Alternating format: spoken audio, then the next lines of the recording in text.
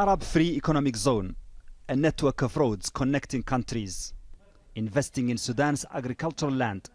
Those are some of the points that Arab League foreign ministers agreed to put on the agenda of the summit that kickstarts in the Mauritanian capital of Nouakchott on Monday.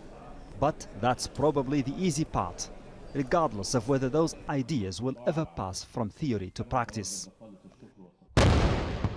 The summit is being held amid some of the most challenging conditions in the region.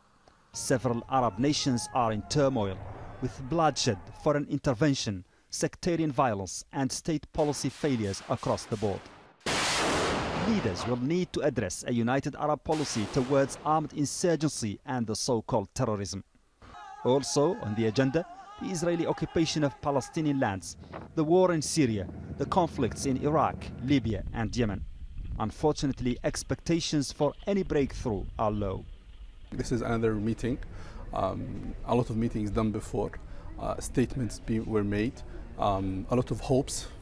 However, there is nothing on the ground.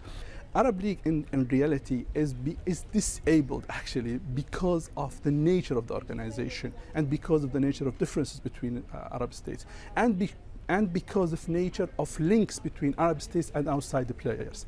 Arab summits are usually marred by division. This one is not an exception. The ministers have already failed to unite their stance on two issues of utmost importance: Iran's interventionism in the region and Turkey's military actions in northern Iraq. The 2 points have been left to the heads of states to discuss on Monday. It's all business as usual, but one thing about this summit is quite new. It's the venue.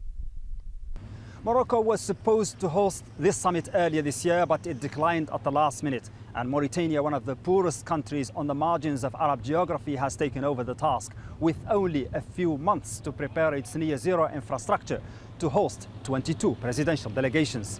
One highlight in this respect, the summit will take place in a tent, a precedent since the creation of the Arab League in 1945. The capital Nouakchott had a makeover in preparation.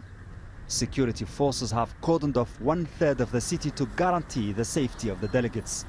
But it's not enough for the monarch leaders and many heads of states who have decided not to attend this year's gathering.